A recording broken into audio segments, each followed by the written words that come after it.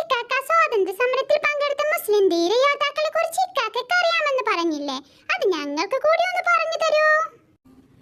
Okay, ഞാൻ ഓരോരുത്തരെ കുറിച്ച് പറഞ്ഞു തരാം.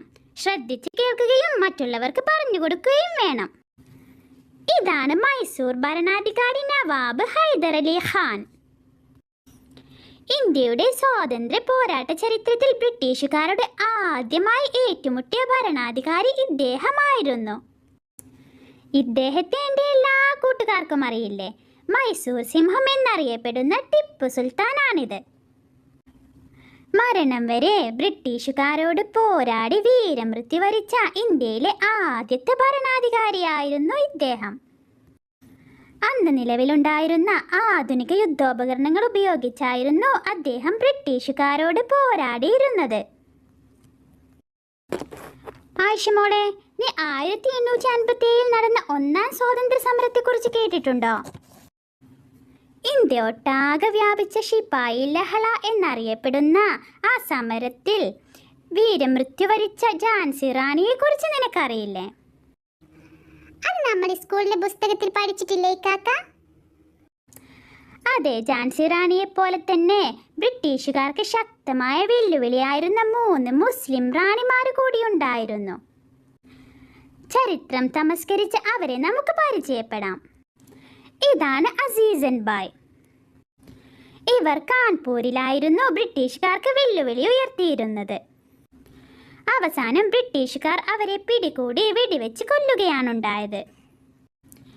ആ സമയത്ത് അവർക്ക് 25 വയസ്സ് മാത്രമായിരുന്നു പ്രായം. ഇത് ബീഗം സാഹിബ സീനത്ത് മഹൽ, മുഗൾ ഭരണത്തിലെ അവസാനത്തെ ചക്രവർത്തി ബഹദൂർ ഷാ സഫർ രണ്ടാമന്റെ ഭാര്യ. ഇവർ സ്വന്തം ഭർത്താവിനോടൊപ്പം ശക്തമായി ബ്രിട്ടീഷുകാർക്കെതിരെ നിലകൊണ്ടതിനാൽ ഇവരെയും ഭർത്താവിനെയും മ്യാൻമറിലേക്ക് നാട് കടത്തുകയാണുണ്ടായത്. ഇവരാണ് ബീഗം ഹസ്രത്ത് മഹൽ. അവധിലെ ഭരണാധികാരിയായിരുന്ന വാജിദ് അലി ഷായുടെ ഭാര്യ. ഇവരുടെ ഭർത്താവിനെ കൽക്കത്തയിലേക്ക് നാട് കടത്തിയപ്പോൾ രാജ്യത്തിന്റെ ഭരണമേറ്റെടുക്കുകയും ബ്രിട്ടീഷുകാരോട് ശക്തമായി പോരാടുകയും ചെയ്തു. ഇന്ത്യയിൽ ആദ്യമായി ബ്രിട്ടീഷുകാർക്ക് നികുതി നൽകില്ലെന്ന് ആദ്യമായി പ്രഖ്യാപിച്ചത് കേരളത്തിലെ മഹാപണ്ഡിതനും ആത്മീയ പുരുഷനും കവിയുമായിരുന്ന ഉമർ ഖാലിയായിരുന്നു. ബ്രിട്ടീഷുകാർ എത്ര നിർബന്ധിച്ചിട്ടും അദ്ദേഹം നികുതി അടക്കാൻ കൂട്ടാക്കിയില്ല. അവസാനം 1819 അദ്ദേഹത്തെ ബ്രിട്ടീഷുകാർ ചെങ്ങലയിൽ ബന്ധിച്ച് തുറങ്കിലടക്കുകയാണുണ്ടായത്. ഈ വെളിയങ്കോട് ഉമർ ഖാലിയുടെ ഗുരുവര്യനും കേരള മുസ്ലിങ്ങളുടെ ആത്മീയ നേതാവുമായിരുന്ന മമ്പുറം സയ്യിദ് അലവി തങ്ങളും അദ്ദേഹത്തിൻ്റെ മകനായിരുന്ന ഫസൽ പൂക്കോയ തങ്ങളും ബ്രിട്ടീഷുകാർക്കെതിരെയുള്ള സമരത്തിൽ മുൻനിരയിലുണ്ടായിരുന്നു. ഫസൽ പൂക്കോയ തങ്ങളെ കൊണ്ട് പൊറുതിമുട്ടിയ ബ്രിട്ടീഷുകാർ അവസാനം അദ്ദേഹത്തെയും കുടുംബത്തെയും മക്കയിലേക്ക് നാട് കടത്തുകയാണുണ്ടായത്. 1921 മലബാറിലെ മാപ്പിളമാർ ബ്രിട്ടീഷുകാർക്കെതിരെ നടത്തിയ സായുധ സമരമാണല്ലോ മലബാർ കലാപം. അതിൻ്റെ കേന്ദ്രബിന്ദു മലപ്പുറം ജില്ലയിലെ തിരൂരങ്ങാടി പള്ളിയായിരുന്നു. അതിന് നേതൃത്വം കൊടുത്തത് മതപണ്ഡിതനായിരുന്ന ആലി മുസ്ലിയാരും ചെമ്പ്രശ്ശേരി തങ്ങളും ധീരയോദ്ധാവായിരുന്ന വാര്യൻ കുന്നത്ത് കുഞ്ഞഹമ്മദ് ഹാജിയും മറ്റുമായിരുന്നു. മലബാർ കലാപത്തിലെ ഏറ്റവും വേദനയുളവാക്കുന്ന ഒരു സംഭവമാണല്ലോ വാഗൺ ട്രാജഡി. മലബാർ കലാപത്തിൽ പങ്കെടുത്ത മാപ്പിളമാരെ തിരൂരിൽ നിന്നും കോയമ്പത്തൂർ ജയിലിൽ അടക്കുന്നതിനു വേണ്ടി ചരക്ക് ബോഗിയിൽ കുത്തി നിറച്ച് കൊണ്ടുപോയ തടവുകാരിൽ 64 ആളുകൾ ശ്വാസം കിട്ടാതെ മരണപ്പെട്ട സംഭവമായിരുന്നു അത്.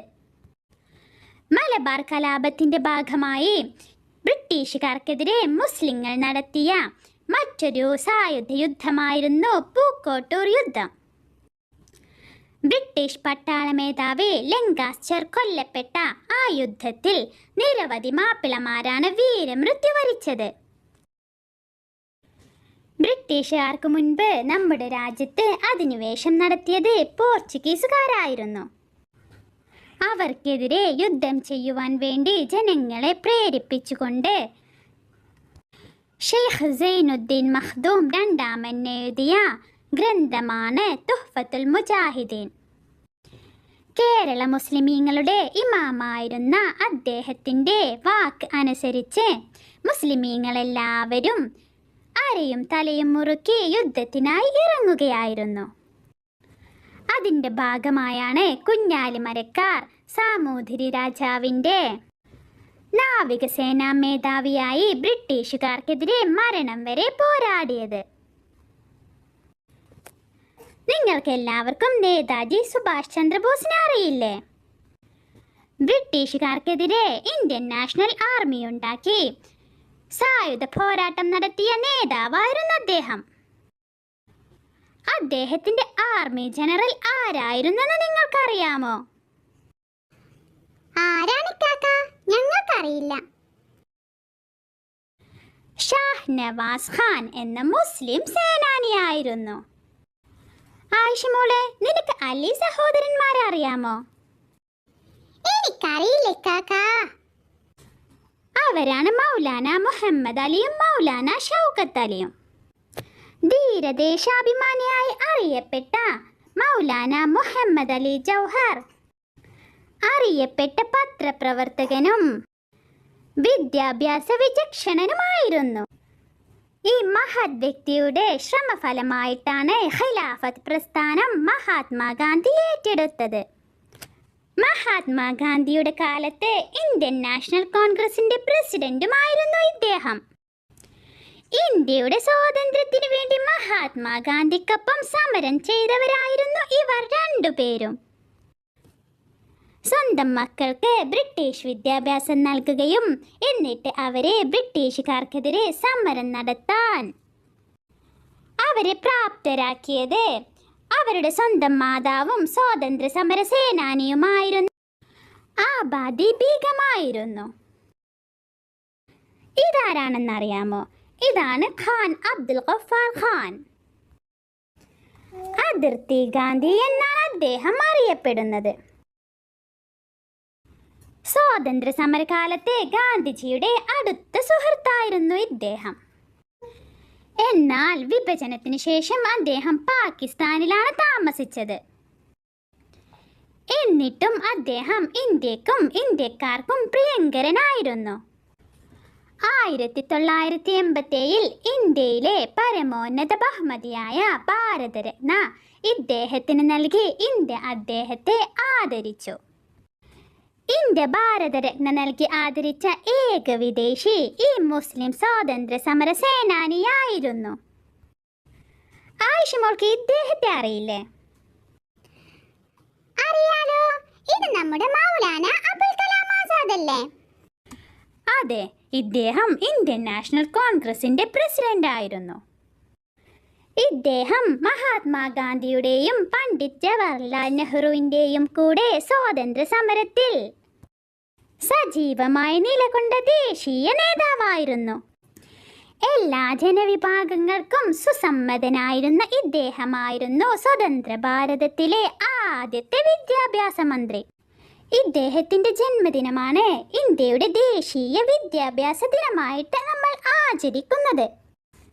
ഇദ്ദേഹത്തെയും ഇന്ത്യയുടെ പരമോന്നത ബഹുമതിയായ ഭാരതരത്ന നൽകി ആദരിച്ചിട്ടുണ്ട്. നമ്മുടെ ദേശീയ പതാക ആയിഷമോൾക്ക് അറിയില്ലേ? അത് രൂപകൽപ്പന ചെയ്തത് ആരാണെന്ന് നിനക്കറിയാമോ? നമ്മുടെ സ്കൂളുകളിലേക്ക് ഉയർത്തുന്ന പതാകയല്ലേ? അതെനിക്കറിയാം. അത് രൂപകൽപ്പന ചെയ്തത് സുറയ്യ തൊയ്യിബ് ജി എന്ന മുസ്ലിം യുവതിയാണ്. ബദറുദ്ദീൻ തൊയ്യിബ് ജി എന്ന അതുല്യ വ്യക്തിത്വത്തിന്റെ ഭാര്യയായിരുന്ന അവർ ബഹുമുഖ പ്രതിഭയും ദേശഭക്തയുമായിരുന്നു. എനിക്ക് സങ്കടം വരുന്നു.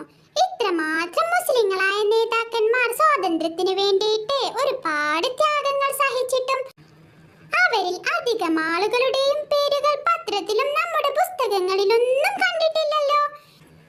ഇതിലധികം ആളുകളുടെ പേരുകളും ഇക്കാക്ക് പറഞ്ഞപ്പോഴാണ് ഞാൻ കേൾക്കുന്നത്. ആയിഷ മോളെ, വളരെ കുറച്ച് ആളുകൾ മാത്രമാണ് ഞാനിവിടെ പറഞ്ഞു തന്നിട്ടുള്ളത്. ഇതുപോലെ നൂറുകണക്കിന് നേതാക്കന്മാരും ലക്ഷക്കണക്കിന് സാധാരണക്കാരായ മുസ്ലിമീങ്ങളും സ്വാതന്ത്ര്യത്തിന് വേണ്ടി ഒരുപാട് ത്യാഗങ്ങൾ ചെയ്തിട്ടുണ്ട്. സ്വാതന്ത്ര്യ സമര ചരിത്രത്തെക്കുറിച്ചുള്ള വിശദമായ അന്വേഷണത്തിൽ ആർക്കും ഇത് കണ്ടെത്താവുന്നതേ ഉള്ളൂ. അതിനാവട്ടെ ഇനി നമ്മുടെ പരിശ്രമം.